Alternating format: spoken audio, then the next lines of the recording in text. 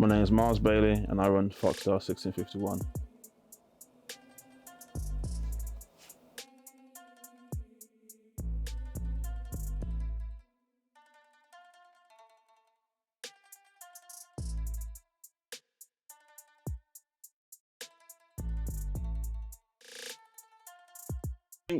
At the core of the brand, the main influence of the aesthetic is workwear and uniform, like as the basic core. So it was mainly pieces that I could feel comfortable in while I'm at my day job, while I'm at work. But then as it's progressed, I've got a really heavy influence from sci-fi and like costume design. So as you can see, that's like the secondary influence.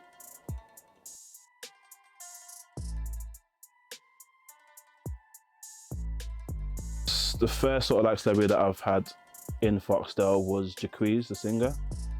He wore that in his video For You. I got a piece sent to Big Sean, which for me, like that was, I thought I could quit from there because that's my childhood favorite rapper. So yeah, he's got a piece. And that's through his boy Early Mac, who's also got a piece as well. And then the most recent one was Ghetts, who's got a piece. So he wore that in his promo for his latest album. I'm from and based in Birmingham. My studio is currently in Digbeth area of Birmingham. I don't know if I think Birmingham as a city has influenced me, but more the people that I know. So a few of my friends that I went into fashion as well, and the people that I met at university, we just had like a similar interest. So I think, and then through that similar interest, I then started to research into it more, which led me into developing my passion for fashion in a way. But I don't think the city itself really did have any influence. I think it sets you as an advantage not being in the typical sort of studies fashion design in uni from London, because you get to see the industry from the outside, and you have unique perspectives on design and whatever craft you're doing. So I don't see it as a hindrance. The only probably negatives would be that it's harder to get recognition and to gain traction, simply because in a city like Birmingham, the fashion scene isn't what it is in London or any other capital. So it's going to be a lot slower, and like being a brand like this, if it's not the normal like hoodies, tracksuits kind of things, it doesn't really pick up as quickly. Like when people feel they have to please other people through their art, you don't. That's the whole point of getting into art, and creating art is for your own benefit first and foremost. So whatever creative field it is, it's the artist's decision on what they do and what they produce. So when people get into the habit of like trying to follow trends or trying to find things that will fit into a certain audience, that's when you just like pigeonholing yourself and you're like boxing yourself in. And if you just do I just do what I want to do. And that's why I'm so sporadic when I release stuff or when I do stuff, because it's whatever I'm feeling, that's what I do. So trying to like hard try and bring back and get into some sort of like order with it. But yeah, the first thing you need for yourself is, why are you putting pressure from other people's expectation on you when you can just do your thing?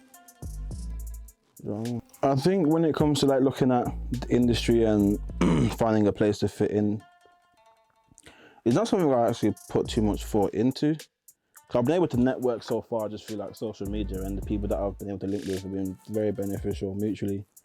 And I don't really have to adapt, because I don't think I'm that strong of a character, or I have that strong of a personality where I need to dim it down or boost it up. I'm just, as you see me now, is how I am in person, do you know what I mean? So I feel like any sort of space I go into, I'll do what I have to do, and then when I'm ready, I'll just cut. So I don't think I have to try and fit into their thing. Whereas I can navigate it if I need to and get what I need to get out of it, and then just. I think if anything, people from less privileged backgrounds, especially black people, have just proved over the years that it don't really matter what background you're from, in terms of being skilled. Now, in terms of getting recognition, that is different, and that's how you have to navigate the industry and network and whatever and get to know people. But in terms of having the skills to like to get these positions. Anyone can do it, really. So I've never really thought about how I would be perceived or how I fit into it. Mainly because I don't really want to get into the industry like that. I want to be like a bystander and just be on the side and put a foot in when I have to, but I don't know. I don't really know many like black designers, like from like, do you know what I mean, from like less privileged backgrounds. I don't really know if there's of many, to be fair. And for me, I don't really look at, I like the designers for what they produce, regardless of where they're from or who they are, do you know what I mean? So I'll just gravitate to the product first, and then I'll find out, oh, this is the guy or the woman that designed it, okay, cool. And then I'll look into them, but, so that's the approach I take. So hopefully I feel with me, and I say my designs don't scream black designer, do you know what I'm saying?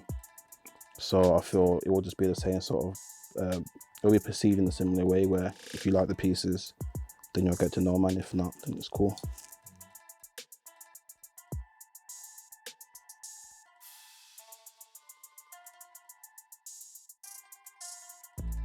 Yeah, it's inevitable, isn't it? Like, you can't have success and not have people know who you are to a certain degree, do you know what I mean? You kind of have to, it comes with it, so it's just being prepared for it and not letting it get to your head. When we first started the brand, it's something I've always thought of. Just in anything what I was gonna do, I always thought I'll be successful and like have like accolades for anything. So it's like, I've always thought what it would be like to be like a known figure, a public figure. And to be honest, it's frightening, because I'm not a very outgoing person. When we first started the brand, I didn't want no one to even know who the brand was. I didn't want to have to become the face of it or whatever. But as I learned, if you don't push your own thing, then who can for you? So you have to kind of step out and just build the confidence and do it. But I think there's enough public figures out there that are quite reclusive. So like, when they have to be, you're in the light, and then when you don't, you're just out of the picture, which is, I think, is something that I'd probably adapt to when it comes to that stage, I reckon. I don't even know how I even got into art. I was just good at it. And when you're a kid, if you do something and someone tells you you're good at it, you'll be like, I'm gonna keep doing this. So from like early ages, I've been drawing, and even designing things from back then as well, actually. And then I've asked one of my teachers, what job can I get paid like good money to draw? And they goes architecture. I was like, okay, I googled it. Yeah, this is me, buildings. And then from like the age of like 8, that's what I wanted to do. And then I think the way I got into fashion was just through my love of trainers that I started collecting from young. So then obviously the outfits had to then go with the trainers as well. So then me and my brother started a brand called Mad Clothing when we was in school. I think I was like 16, he would have been 14. And that was like the first sort of like introduction into creating pieces. And that mainly just came about from a standpoint of we couldn't afford to buy designer stuff, name brand stuff. So we just thought we'd just do our own. And I don't even know where that mindset comes from, just to do it yourself. It's something we've always thought, if it doesn't exist and you want it, then you can make it. If someone else can make it, we can make it. So that's always been in us. So naturally we just thought, yeah, we'll just do our own.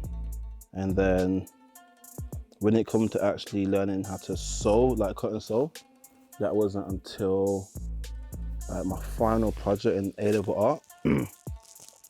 I told my teacher that I wanted to make a garment using one of the pieces of artwork that I had done throughout the year.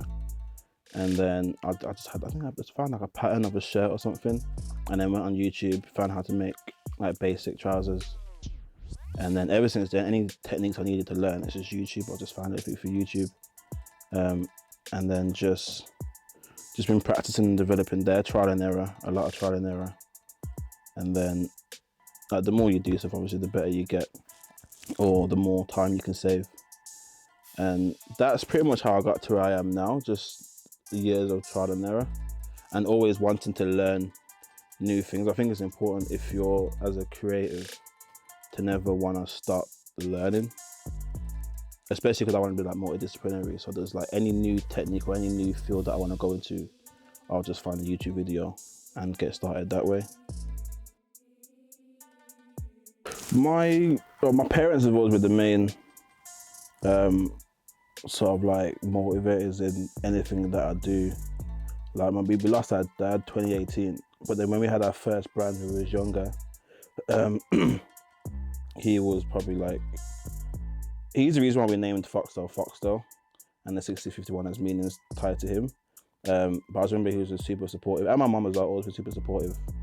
But it was one of them things, like we never had no one telling us when we was younger, oh, you can't do that, or what you've done is bad. We've never had that. So I don't know what it's like to, it's always been normal to have encouragement from family and peers. So even till this day, like whenever we tell my mum or like my older siblings or whatever, like, oh, this is what I'm doing, they're always just supportive. So that helps us being able to step into these new fields, like without fear of failing, because it's never crossed our mind, oh, we're gonna fail. Because we've always been told that we're good at, and we actually, and we, from being told you're good and you practice, you do prove to be good. So that's one thing that's always stuck in me, that I could do anything really. I think of the end goal, but in terms of what route it takes to get there, I don't know. So I just want to just keep doing this forever, really. I'd obviously like to see the brand stocked. I'd like to see more of my favorite artists and celebrities wearing the pieces. But I'd like for it just to actually be, I don't know, like obviously successful, but just being able to just make the pieces that I truly want to do for the fun of it and for the art of it, really.